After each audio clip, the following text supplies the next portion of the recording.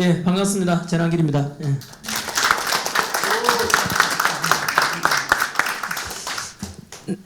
네, 이제 좀 방송이 겹쳐가지고 좀 늦어서 죄송합니다.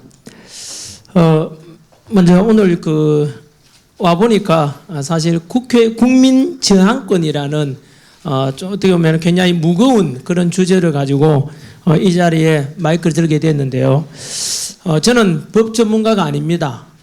헌법에 대한 전문가도 아니고요. 단지 국민의 상식선에서 알고 있는 범위 내에서 과연 지금 탄핵 정국 속에서 만약에 대통령이 저는 각하되고 헌법재판소의 탄핵 심판이 각하되고 직무복귀될 것이라 100% 확신합니다만은 현재 국민들이 되게 답답했습니다. 왜냐하면은 국회에서 국민들이 뽑은 국회의원들 그리고 국민들이 뽑은 대통령에 대해서 현재 지나치 많은 의석수를 확보한 민주당에서 국민이 부여한 어떤 입법권 또는 국회의원의 권한을 넘는 29번의 탄핵 속에서 결국은 대통령은 현재 직무 정지된 상태가 되어 있고 행정부가 식물 행정부가 되어 있습니다. 이런 속에서 과연 국민들이 바라볼 때 국회의원들의 지나친 이런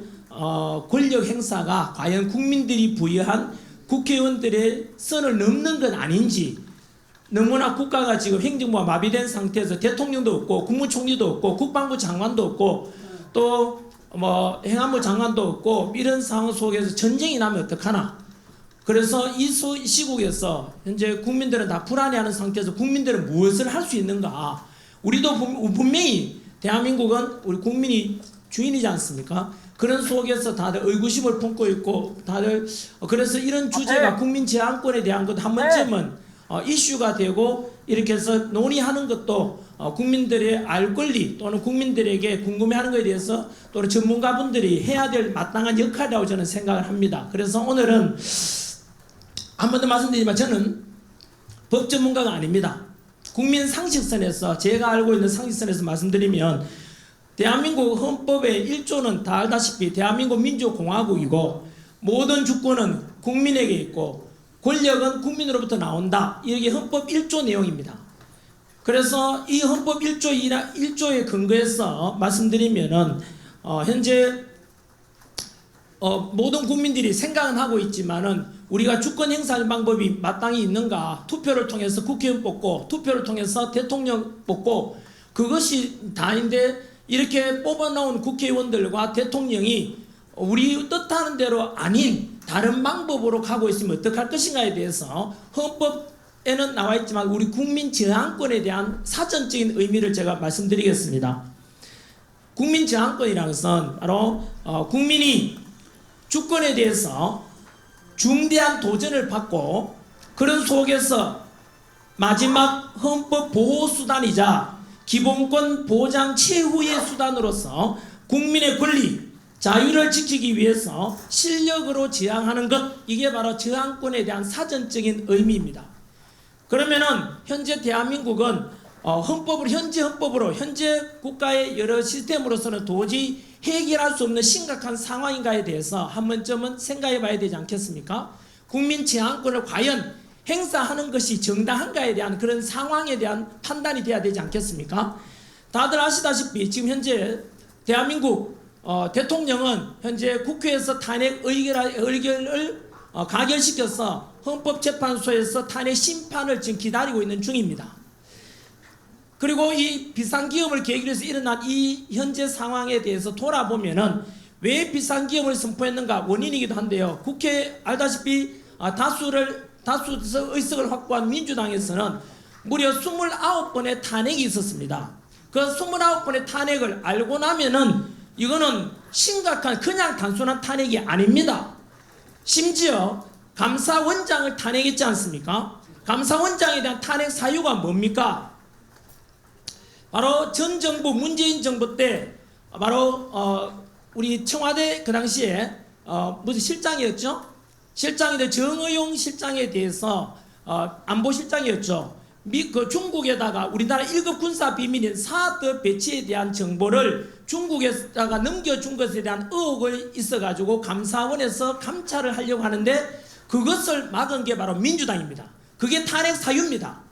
과연 이게 국민들에 하여금 민주당의 부여한 또는 입법부의 부여한 권한이 맞는지, 그러면서 감사원은 지금 중단되어 있는 상태 아닙니까? 두 번째, 바로 검사에 대한 탄핵입니다. 쉽게 말하면 이재명 범죄에 대해서 검사가 그 범죄 혐의를 수사하려고 하니까 검사를 탄핵시켰습니다. 이것은 국민들이 부여한 권한에 정면으로 위배될 겁니다. 어떻게 범죄자를 수사하고자 하는 검찰을 탄핵한다는 것은 도저히 있을 수 없습니다. 뿐만 아니고 법무부 장관에 대한 탄핵 사유는 바로 이재명을 째려봤다고 해서 탄핵시켰습니다. 이거는 초등학생이 들어도 웃을 만한 일이고 이거는 도저히 납득이 되지 않는 그런 탄핵 사유일 겁니다. 그로 인해서 행정부는 현재 국가 시스템이 마비되어 있다고 말해도 과언이 아닙니다. 덧붙여서 다들 아시다시피 대통령에 대한 예산, 바로 특활비에 대해서 80억 정도 되는 특활비를 민주당에서는 예산을 빵원으로 만들었습니다. 그 말은 결국은 대통령으로 하여금 직무를 그만하라는 뜻입니다. 이것은 국민이 뽑은 대통령이자 또 국민이 뽑은 행정부 수반에 대한 정면 도전이라고 봐야 됩니다. 쉽게 말하면 대통령 하지 말라는 뜻입니다. 이것을 바라보고 있는 국민들은 심정이 어떻겠습니까? 뿐만 아니고 비상기업 개결해서 대통령에 대한 탄핵 소추를 의결했지 않습니까? 그게 가장 큰 원인이 바로 내란 혐의고 비상기업은 곧 내란이다. 이렇게 등식을 성립시켜서 국민들에게 선동했지 않습니까? 하지만 비상기업은 내란이 아닙니다. 지금도 여전히 언론에서 민주당에서는 내란 수괴, 내란 우두머리라고 해서 윤석열 대통령에 대해서 덮어씌우고 있지만 그거 거짓말입니다. 왜냐하면 비상기업은 헌법 77조에 보장된 대통령의 고유 권한입니다. 그러면 과연 비상기업이 곧 내란이 되려면은 바로 내란이 될 수 있는 이유가 있어야 되지 않겠습니까? 그 이유로서 지금까지 우리한테 민주당이 우리가 또는 알고 있는 상황은 바로 대통령이 비상기업을 선포했고 국회의사당에서 의원들이 비상기업 해제를 못하도록 의정을 막았고 국헌을 문란시켰다라고 핑계를 그 이유를 댔지 않습니까? 그래서 내란이다라고 했지만 이미 드러났지 않습니까? 뭐냐면 바로 그 내란 그 혐의로 덮어씌우기 위해서 국회의원들이 비상기업 해지를 못하도록 의결 못하도록 국회를 끌어내라라고 했다라고 했는데 그것이 조작됐다니 드러났지 않습니까? 바로 특전사령관 곽종건 특전사령관을 김병주 민주당 의원 그리고 부성찬 그리고 박범계 민주당 의원이 미리 불러가지고 리허설 됐다고 이미 다 증언이 나왔습니다. 그리고 곽종건 스스로 이미 음성 녹음도 이미 밝혀졌지 않습니까? 저쪽에서 자꾸 내란을 덮으시려고 한다. 어떻게 하겠냐 해서 결국은 회유됐다는 것이 지금 뭐 이미 우리 헌법재판소에서 심리 과정에도 드러난 겁니다. 제가 새로운 거 주장한다면 민주당이 저를 고발하겠지만 이미 드러난 거를 제가 한 번 더 확인해 드리는 겁니다. 그리고 대통령이 바로 명을 내렸다고 또 거짓말한 게 바로 체포 명단 파악했지 않습니까? 체포 명단. 그거 역시 국정원 차장 홍장원이 받았다는 그 메모도 바로 민주당의 박선원 의원에 의해서 그 감정평가했는데 감정평가가 뭐라 하죠? 자피평가. 그거 역시 마찬가지로 그 역시 조작됐다고 지금 드러나고 있지 않습니까? 앞으로 그 수사가 진행돼야 될 상황이면서 여하튼 그러면 대통령에 대해서 비상기업은 내란이었지만 그 내란이 아니라는 게 드러난 겁니다. 그런데 이 사실을 민주당도 진작보다 알았습니다. 어떻게 알았냐면은 현직 대통령에 대한 탄핵 소추에 대한 이유는 두 가지밖에 없습니다. 외환 아니면 내란입니다. 근데 내란 혐의가 아무래도 지금 드러났다시피 조작됐지 않습니까? 민주당에 의해서. 이거 엄청난 범죄입니다. 이거는 국헌문란입니다. 그런데 왜 그것을 알았기 때문에 외환을 처음에 덮으시려고 했던 거 기억나십니까? 비상기업 직후에 대통령에 대해 외환 덮으시려고 윤석열 대통령이 북한에다가 풍선을 보내든지 그다음 드론을 보낸 데 있어 북한에다가 외부에서 환란을 일으키고자 했다라고 민주당이 주장했지 않습니까? 민주당 다 들었지 않습니까? 근데 왜 지금 조용하죠? 거짓말했다니 드러났지 않습니까? 외환죄 어쨌든 거짓말로 드러났죠? 내란 혐의도 지금 거짓말로 드러나고 있고 그것을 최단길의 주장만 아니고 바로 지난주에 있었던 3월 7일 금요일날 바로 현재 구치소에 구속되어 있던 윤석열 대통령에 대해서 바로 즉시 석방하라라는 서울중앙지법의 지기현 판사의 판결문에 보시면 뭐라고 나와 있는지 아십니까? 석방 사유. 민주당에서부터 거짓말하고 있죠. 뭐라고 했냐면은 그 석방 사유는 구속 기간에 대해서 날짜로 하느냐 시간으로 하느냐에 대해서 오차 때문에 단지 구속 사유가 없었을 뿐인데, 그래서 곧 진행될 대통령의 헌법재판소의 탄핵 심판에 영향을 미치지 않는다라고 이야기했지만 그렇지 않습니다. 그 지기현 판사의 판결문에 보시면 대통령 석방에 대한 사유에 보시면 첫 번째가 말씀드린 대로 대통령 구속에 대한 시간에 대해서 날짜가 아니라 시간이 있는데 그 오차도 있었고, 두 번째 뭐 나왔는지 아십니까? 대통령에 대해서 체포와 구속을 주도하는 게 공수처입니다. 그 공수처에서 불법으로 수사했고 체포했고 구속했다라고 그게 나와 있습니다. 따라서 지기현 판사의 판결문에 의하면 대통령의 모든 체포와 구속도 결국은 불법이었다는 뜻입니다. 그리고 고민은 또 뭐 나왔는지 아십니까? 세 번째 석방 사유에 보시면은 바로 내란죄에 대해서 불분명하다고 분명히 나와 있습니다. 따라서 당연히 곧 있게 될 헌법재판소의 재판관들 또한 그 형법의 내란죄에 관한 것을 분명히 영향을 받을 것입니다. 안 받을 수가 없습니다. 그래서 결국은 대통령 석방하라라는 명을 내렸는데요. 결론 돌아가 보면은 비상기업은 곧 내란이다, 내란 수익이라고 지금 여기에 계신 언론들도 똑같이 보도하고 있지 않습니까? 그게 내란이라 증거 어디 있습니까? 반박해 보시라고요. 없지 않습니까? 이미 내란의 죄를 덮어씌우려 아까 말씀드린 대로 그렇게 했지만은 민주당에서 곽종건 우리 특전사령관이 회유했는 것이 드러났지 않습니까? 그리고 홍장원의 메모 역시 마찬가지로 훼손되었다고 결국은 헌법재판소 심리관이 드러났지 않습니까? 결국은 대통령에 대해서는 이처럼 내란에 관한 것도 불분명합니다.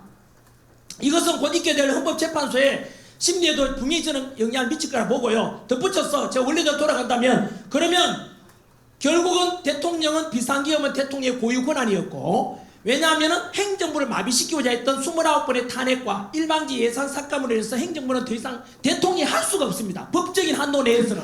그래서 피차 어쩔 수 없이 대국민 호소용으로서 비상기업을 헌법 77조에 보장된 대로 비상기업을 선포했고, 헌법에 보장된 대로 2시간 만에 국회에서는 탄핵에 대해서 비상기업을 해제 의결했고, 6시간 만에 윤석열 대통령께서는 직접 국회 의결에 따라서 비상기업 해제했습니다. 모두가 헌법에 따른 것이었습니다.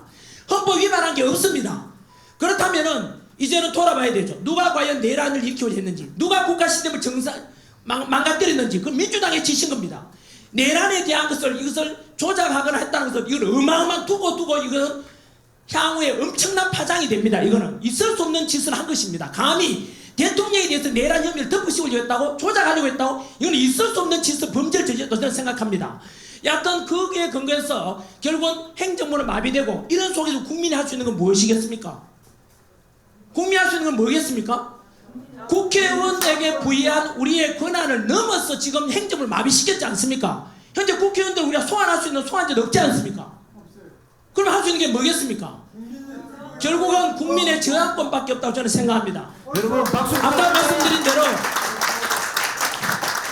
이 국민 저항권은 좀 듣기에는 공포감을 주지만은 이것은 바로 현재 국회에서 했던 금방 말씀드린 그런 사례들을 들어볼 때 우리는 민주공화국의 주인은 국민입니다. 우리가 주인입니다. 국민이. 우리 국민이 할 수 있는 권한 행사해야 대한 정당한 권리 행사입니다. 그래서 마지막 우리의 자유를 보장받고자, 마지막 우리 기본권을 보장받고자 저는 저항할 수 있다고 저는 생각을 합니다.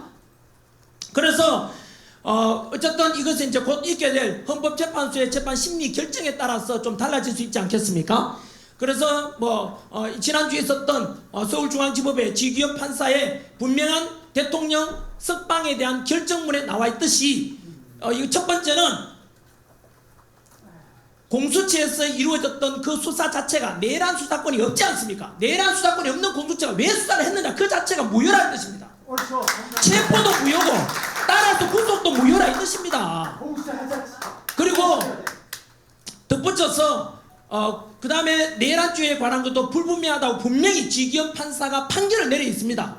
판결이 아니라 결정 명령한 것이죠. 그래서 그 결정에 대해서 한 번 더 생각해 보시기 바라고요. 그리고 덧붙여서 저는 선관위에 대한 것도 국민들이 저항권이나 또는 이거는 어떤 저항권이든 아니면은 국회 해산할 수도 있는 사유가 된다고 저는 생각합니다. 어제 우리 윤상현 의원께서도 국회 해산에 관한 이야기를 처음으로 공론화시켰던데요. 한번 들어보십시오. 현재 선관위에 있었던 모든 부정과 비리들 전 국민들이 현재 공로하고 있는 일입니다. 공분하고 있습니다. 무려 감사원에서 감사 결과 878건의 비리가 나타났다는 것 상상을 초월합니다. 그리고 그 감사원에서 비리를 조사했는데 선관위에 답변하기를 선관위는 가족회사이다. 그리고 따라서 친인척 채용은 너무나 당연한 것이다라고 말했습니다. 이게 있을 수 있는 표현입니까? 분명히 선관위라는 것은 우리 헌법에 보장된 기관이면서 덕분에 거기에 소속된 사람들은 국민들의 공무원입니다.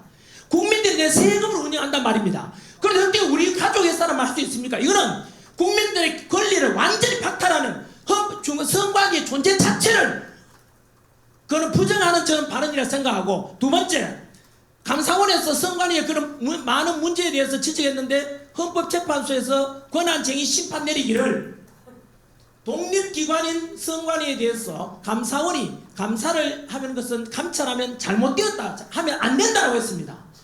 있을 수 없는 일입니다. 어떻게 도둑놈 집단인 선관위에 대해서 내부적으로 감찰하라고 해결이 됩니까? 이게 해결될 수 있는 일입니까? 그러면 선관위는 외부의 어느 누구로부터 감사받지 않고 국민으로부터 감시받지 않는다면 그거는 우리의 저는 민주주의에 대한 도전이라고 저는 봅니다. 헌법을 위반했다고도 생각이 듭니다. 그래서 더 국민들을 화나게 만든 것은 왜 그러면 헌법재판관들은 그런 심판을 내렸을까? 바로 한통속입니다. 선관위원들도 판사입니다. 그리고 현재 헌법재판관 중에서 6명이 선관위원장 출신입니다. 이 말은 선거관리위원회도 바로 그 전부 다 판사들이 주도하고 있고, 헌법재판소도 판사들이 하고 있고, 그리고 우리가 부정선거에 대한 건 우리가 소송 제기하면 그 심판도 역시 판결도 사법부가 합니다. 셋 다 판사라 이 뜻입니다. 이것도 마찬가지로 다음에 헌법이 바뀐 다음에 반드시 개정돼야 될 문제입니다. 그래서 결국 선관위도 판사, 헌법재판소도 판사, 국민들이 할 수 있는 권한이 아무것도 없습니다. 지금 국민들이 뭐합니까? 이런 거에 대한 문제도 지적하면서 연장선에서 저는 부정선거에 대한 이야기도 또다시 이야기 안 할 수가 없습니다. 왜냐하면 민주주의에서 국민이 주권을 가지고 주권 행사하는 가장 중요한 것이 바로 투표입니다.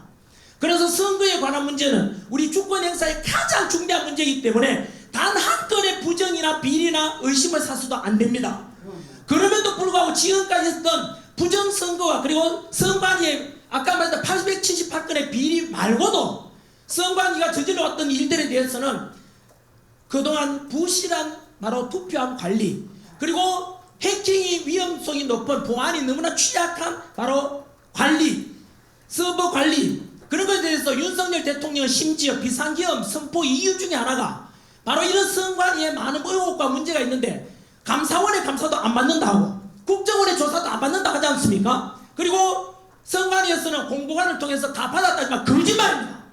분명히 다는 건데 거짓말입니다. 부정선거에 관한 것은 단 한 번도 조사받은 적이 없습니다. 그래서 이 속에서 저는 더 충격적인 통계 자료가 있습니다. 제가 부정선거에 관한 의혹, 이런 저만 제시한 게 아닙니다. 이거는 부정선거에 관한 건 한 번 더 그 중대성은 금방 말씀드린 대로 국민들이 주권 행사하는데 가장 중요한 투표권인데, 이 투표권은 우리 80 넘은 할머니, 90 넘은 할머니께서 휠체어 타고 나와셔서 내 한 표를 행사하러 나온 이유가 뭡니까? 내가 행하는 한 표도 도둑맞기 싫은 그 소망 아니겠습니까? 그 주인으로서 행사하는 권리에 행사하는 거 아닙니까? 그것이 절대 훼손돼서 안 될 것입니다. 하지만 그동안 우리 선관위에다가 부정선거에 대한 것을 170여 건 부정선거 의혹에 대해서 우리가 소송을 제기했었고 그중에 150건이 전부 다 패소했습니다. 그러면 선관위에서 말하기를 봐라, 전부 다 부정선거를 제기했지만 그 떨어진 사람들이 그냥 핑계 대려고 하는 거 아니냐, 쉽게 말하면 다 패소했지 않냐, 더 이상 부정선거에 대한 것은 소송 제기하지 말라 하는데, 그거 여러분 어떤 일이 내막을 아셔야 됩니다. 그 내막 보시면은 앞으로 이 구조라면 어떤 부정선거 의혹에 관한 것도 우리가 소송 제기하면 100% 패소하게 됩니다. 왜 그런지 아십니까? 부정선거 의혹을 제가 소송 제기하면은 고소하게 되면 피고소인이 선관위원장입니다. 선관위원장이 대법관을 겸직하고 있습니다. 지방선관위원장, 지방판사가 겸직하고 있습니다. 결국 판사가 곧 선관위원장을 경질한다 이 뜻입니다. 쉽게 말하면 판사는 중간에서 심판을 제대로 판결해 줘야 될 건데 선관위와 한 통속이다 이 뜻입니다. 여러분 제대로 재판이 되겠습니까? 그동안 부정선거 의혹 제기해서 패소했는 사람들 이야기 한번 들어보십시오. 이미 유튜브라는 이런 새로운 미디어를 통해서 드러난 게 너무 많습니다. 저는 오늘 첫 번째 제기하고 싶은 것은 부정선거 이야기만 하면 음모론이라 하죠. 음모론이라 말하는 사람은 무지해서 그렇습니다. 저도 원래도 그랬습니다. 저도 원래는 음모론 아닌가? 아까 말씀드린 대로 부정선거 의혹 제기하게 되면은 야 그건 선거에 제가 핑계대려고 하는 거 아니냐 면피용 아니냐라고 했지만 실제로 그렇지 않습니다. 너무나 많은 부정선거에 대한 의혹에 관한 것도 너무 많고 그것에 대해서 저는 공론화시켜서 두 번째 서버 관리 너무나 부실합니다. 그리고 세 번째 사전 투표에 관한 게 너무 깜깜입니다. 예를 들어 보십시오. 전환길이가 부정선거 의혹이 있다. 우리 대한민국도 대만처럼 수개표하고 수작업으로 투표하고 수개표하고 수작업으로 집계하자 그랬지 않습니까? 그런데 언론에서는 제 말을 잘라가지고 야 대한민국에 전부 다 수개표하고 다 하는데 왜 그러냐 전자개표 하지 않는데? 라고 하더라고요. 여러분 거짓말입니다. 여러분 우리나라에 선거는 크게 투표 세 종류가 있습니다. 당일 선거 때는 그날은 당당 같은 데 모여가 개표 같이 하지 않습니까? 수작업 합니다. 저희 아내도 공무원으로서 가서 거기에 작업 참여했던 저 다 알고 있습니다. 하지만 거기서는 부정이 잘 일어나기 쉽지 않습니다. 왜? 다 보고 있으니까요. 하지만 집계와 그 다음 이상은 전산으로 진행됩니다. 제가 문제 제기한 것은 뭐냐면은 바로 사전투표입니다. 사전투표 두 종류가 있습니다. 관내 투표와 관외 선거 투표가 있거든요. 관내라는 것은 내가 선거 당일날 여행 가겠다. 그날 내가 부재 중이니까 미리 그 장소에 가서 투표하는 곳에 투표하는 겁니다. 이게 관내 선거고 사전선거. 관외 선거라는 것은 아예 해외에 가 있거나 이럴 때 우편으로 보내는 겁니다. 우편으로 보내는 거 한번 여쭤보겠습니다. 여러분 혹시나 관외 투표하신 분들 요즘 쿠팡이나 물건 하나 사도 내 물건이 배달이 왔는지 아닌지 뭐 카톡 오고 문자 옵니다. 그런데 관외 투표하신 분들 내 투표했는 것이 제대로 선관위에 제대로 갔는지 연락받은 적 있습니까? 그 택배 보낼 때 경찰이 다 참관합니까? 안 하잖아요. 전환길이 아니라 전두길, 전삼길, 전사길 투표했다고도 알 수가 있습니까? 그걸? 모르잖아요. 선관위에서는 그럴 리가 없다지만 그 아닌 것을 말하는 게 아니라 아닐 수 있다는 것 의혹 제기할 수 있는 거예요. 거기다가 사전투표 이것에 대해서 아마 저는 이거는 제 이야기 아닙니다. 저는 이영돈 PD라고 KBS PD 하신 분이 최근에 유튜브 올린 거에 의하면 22대 총선입니다. 불과 작년입니다. 작년 있는 투표에서 무려 사전 투표와 그래서 당일 투표가 있는데 당일 투표에서는 당선되었는데 사전 투표 때문에 떨어진 사람이 50명. 거꾸로 말하면 당일 투표에서 지고 사전 투표에서 이겨가지고 당선된 사람이 무려 50명이나 됩니다. 그러면 사전 투표에 대해서는 한 번 더 말씀드리겠습니다. 관내를 하든 관외를 하든 간에 당신들이 참관인 속에서 전부 다 참관하면서 확인했습니까? 당일 투표는 화면에 나오지 않습니까? 강당에서 모여서 하니까. 하지만 사전 투표에 대해서는 깜깜이 아닙니까? 자신에게 나는 다 확인했다 말할 수 있는 사람 있습니까? 선관위 직원들도 그렇지 못할 겁니다. 그래서 심지어 50명이나 이렇게 사전 투표와 사후 투표를 통해서 당일 투표를 통해서 당락이 바뀌는 것에 대해서 투명성 있게 가야 되지 않습니까? 그래서 저는 이 문제는 만약에 저는 확인한다 또는 확실하다 말하지 않겠습니다. 부디 이영돈 PD가 올렸던 그것을 보게 되면 우리나라 통계학의 굉장히 권위자입니다. 서울대학교 박성현 교수님이 통계학 그쪽이 굉장히 권위자인데 그분이 말씀하시기를 사전 투표에서 득표수 전산화된 걸 보는데 이것은 신이 개입하지 않으면 나올 수 없는 통계라고 말했습니다. 한 번 더 말씀드릴게요. 사전 투표에 대해서 득표수 이런 통계 자료를 보니까 신이 개입하지 않으면 이루어질 수 없는 통계 자료가 나왔다라고 말했습니다. 이거는 통계학 전문 교수님의 표현입니다. 단순히 우리가 음모론이라고 하는 사람들 그걸 끝까지 주장하는 사람은 무식하거나 듣고자 하는 사람일 겁니다. 저는 단호히 말씀드립니다. 그래서 저는 이 부정선거에 관한 것은 어제 윤상현 의원께서 우리가 국회 해산해야 된다는 뭐 그런 말씀 하시는데 저 역시 마찬가지 이것이 사실이라면 이거는 국회 해산의 사유도 된다고 생각합니다. 박수 한번 주세요. 박수 한번 주세요. 정리하겠습니다. 선관위에 대해서 부정선거에 관해서 많은 언론들 보고 계십니다만은 저는 분명히 제안했습니다. 현재 우리나라는 선관위, 보시다시피 선관위 누가 믿습니까 지금? 깜깜이로서 자기 가족의 가족 등여와 이게 말이 됩니까 이게? 감사도 받지 하지 않습니까? 이런 선관위가 하는 일들에 대해서 우리가 신뢰할 수 있습니까? 없지 않습니까? 그리고 전환길이가 선관위를 비판했습니다. 전환길이가 선관위 비판했는데 민주당이 전환길을 고발했습니다. 민주당이 답변하셔야죠. 전환길이가 민주당 비판하는 게 아니라 선관위 비판했는데 왜 민주당이 저를 고발합니까? 이유를 말해야죠. 공동이라는 뜻이지 않습니까? 덧붙여서 국민의힘에서 사전선거 없애자, 우리 다시 선거에 대해서 우리 선거제도에도 개선하자라고 법률안을 제시했는데 민주당은 답변하셔야죠. 이대로 듣고 갈 것입니까? 여러분, 이거는 국민이든 선관위 직원이든 여당이든 야당이든 향후 우리가 공정한 투표를 위해서는 어느 누구를 막론하고 우리가 문제 있으면 부실하면 안 되지 않습니까? 다음에 대선하든 총선하든 지방선거를 하든 간에 다 공개적으로 하고 보다 신뢰 있는 선거제도를 개선해야 되지 않습니까? 이걸 듣고 가자 한다면 그 듣고 하자는 그 당은 그 사람은 범인입니다. 부정선거 주제에 뜻이지 않습니까? 이렇게 불신 의혹이 많은데 왜 개선하지 않습니까? 저는 제가 생각하는 대안은 이렇습니다. 처음에 이미 2달 전에 제가 제안한 것처럼 대만식 선거를 제안합니다. 대만은 전세계 IT 강국이다. 반도체 수출 1등 국가지만 절대 전산하지 않습니다. 초등학교 반장 선거하듯이 그 자리에서 투표하고 투표함 이동 없이 그 자리에서 개표하고 참관인 보는 데서 그 자리에서 투표함 이동 없이 집계까지 다 합니다. 왜 투표함 이동하지 않겠습니까? 혹시라도 있을 수 있는 부정의혹을 사전에 방지하고 두 번째 왜 전산을 안 하겠습니까? 못하는 게 아니라 안 하지 않습니까? 왜 안 하겠습니까? 전산하는 것은 중간에 아까 박성현 교수가 이야기한 것처럼 통계상에 누군가가 해킹을 통해서 의도적으로 조작할 가능성이 있기 때문에 절대로 사전에 그런 부정의 가능성을 없애고 차단하기 위함 아니겠습니까? 대만처럼 불과 우리 포럼 전에 독일도 역시 수작업을 합니다. 독일의 유권자가 5,300만 가까이 5천만이 넘는데 그거 수작업으로 개표하는데 8시간 만에 다 했답니다. 여러분 독일도 역시 선진국인데 왜 그만 전산화하지 않겠습니까? 바로 이겁니다. 민주주의의 근간은 선거고 그 주권 행사가 가장 중요한 건 투표 선거인데 그 선거만큼은 가장 공정하고 가장 국민들의 설득력 있는 쪽으로 가야 되지 않습니까?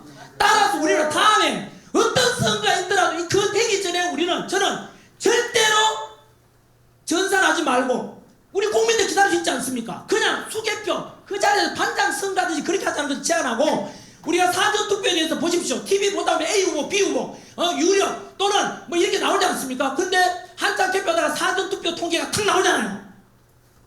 그 사전투표 통계자를 본 사람 있습니까? 모르잖아요. 그냥 TV에 나오는 걸 받아들이잖아요. 그래서 아까 이영도 PD가 지적한 대로 이거는 어마어마한 사건입니다. 그분이 단순히 우기는 게 아니라 통계 자료를 가지고 밝히고 있습니다. 통계를 해보니까 당일 투표에서 떨어졌던 사람이 사전 투표를 통해서 합산해보니까 당선으로 바뀐 사람이 50명이래요. 50명.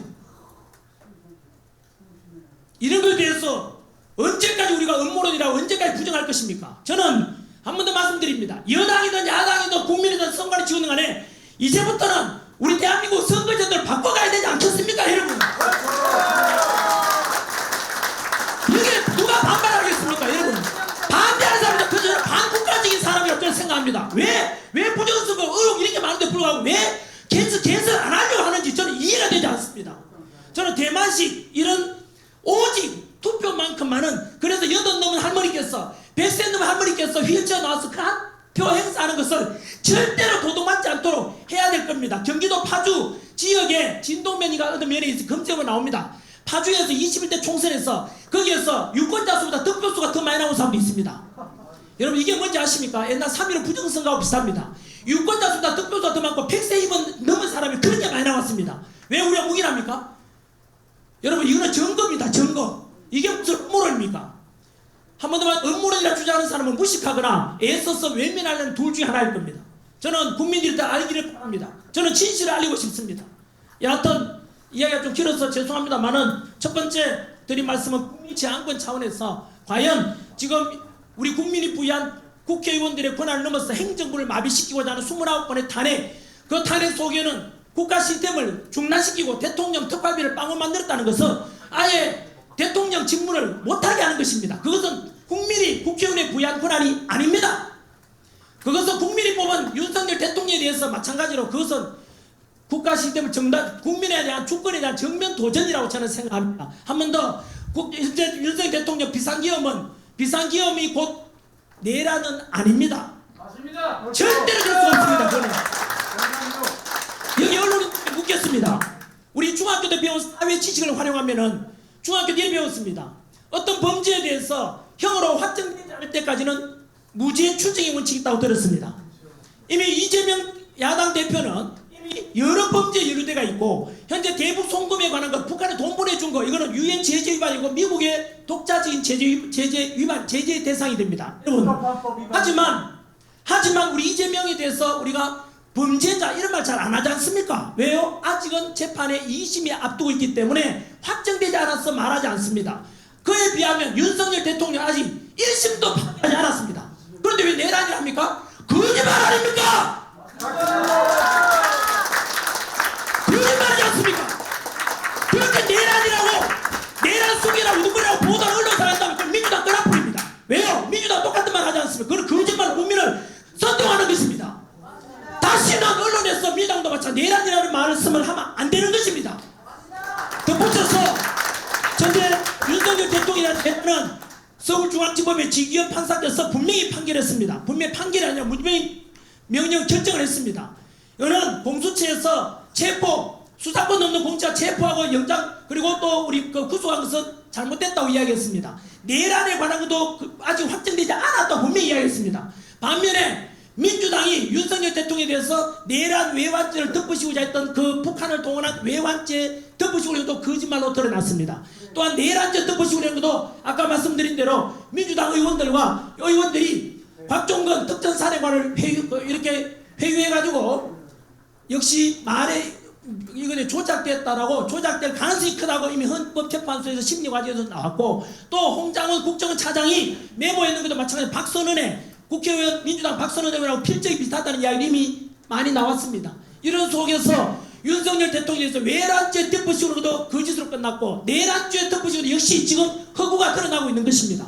모든 국민들은 알아가고 있습니다. 이 속에서 정리드리면은 과연 이런 속에서 우리가 국회를 국민 입장에서 우리 주권을 가지고 있는 국민인데 국회의원들이 이렇게 마구잡이로 탄핵하고 그것도 국민 세금을 하지 않습니까? 이런 것을 과연 국민들이 허용을 해야 될지에 대해서 저항권에 대해서 한 번쯤 논의해야 한다고 생각하고, 끝으로 선관 위에 수많은 부정과 비리가 있고 그리고 바로 통합선거인명부도 오픈하자 해도 안 하지 않습니까? 선거도 오픈 안 하지 않습니까? 이런 의혹에 대해서 우리는 부정선거에 관한 것도 단순한 음모론이 아니라 바로 아까 이영돈 PD가 유튜브에 가면 있습니다. 통계 자료를 밝히고 있습니다. 서울대학교 박성현 교수의 통계에 근거하면 사전 투표에 대해서 통계가 이렇게 나올 가능성은 시내 KBS야만 나올 수 있다고 이야기했습니다. 그런 속에서 우리가 그렇게 해서 만약에 그 이영도 PD 통계에 의하면 떨어질 뻔했던 국회의원이 사전 투표에서 많은 표를 얻어가지고 50명이 당선됐을 수 있다. 쉽게 50명의 당락이 바뀔 수 있다. 이런 주장이 있습니다. 국민들이 알고 난 뒤에 판단했으면 좋겠습니다. 그것이 만약에 사실로 드러난다면 22대 총선은 무효가 됩니다. 무효가 되기 때문에 조기 총선을 해야 된다 이 뜻입니다. 이거는 국민들이 알아야 된다고 생각해서 강력히 주장합니다. 저는 이상으로서 이거는 제가 법 전문가도 아니고 국민의 상식선에서 말씀드렸습니다. 혹시나 표현이 좀 과격하거나 또는 비법적인 이런 표현이 있더라도 양해 좀 해주시기 바랍니다. 감사합니다.